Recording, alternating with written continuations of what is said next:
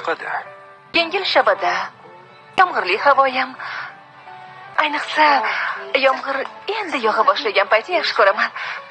Yana nimalarni? Yana sariq xrizantemalarni, yana kulrang, maviy rang, yana baland bo'yli yigitni. Kuchli, jasur. Faqat shularmi? Shuni yoqtirasizmi? Yana uning ovozini.